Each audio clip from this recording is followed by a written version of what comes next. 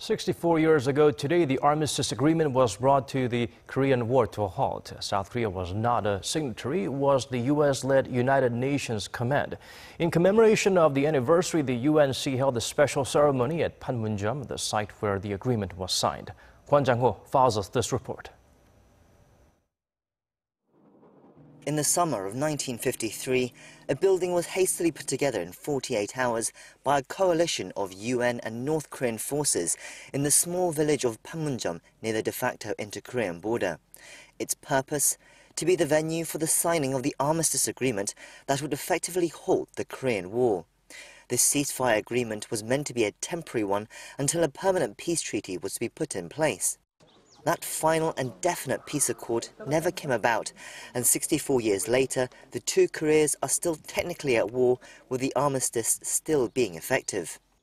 To mark the anniversary of the historic event, a special ceremony was held by the UN command at the Joint Security Area in Panmunjeom, just a stone's throw away from the original location of the signing. Inviting Korean War veterans from several nations and current servicemen in the Korean military and UN command, the ceremony commemorated the end of 3 years of fighting that resulted in some 2 million lives lost, as well as the relative peace that has been maintained since.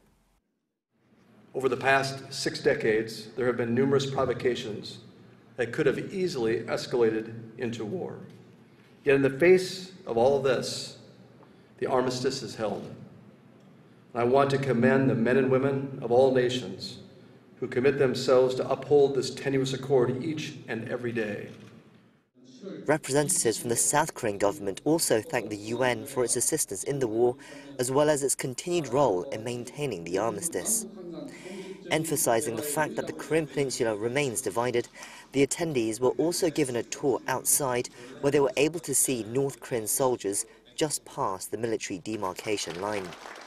Although a peace treaty is yet to be signed by the two Koreas, the Armistice Agreement is a reminder that hope still prevails on the way towards everlasting peace.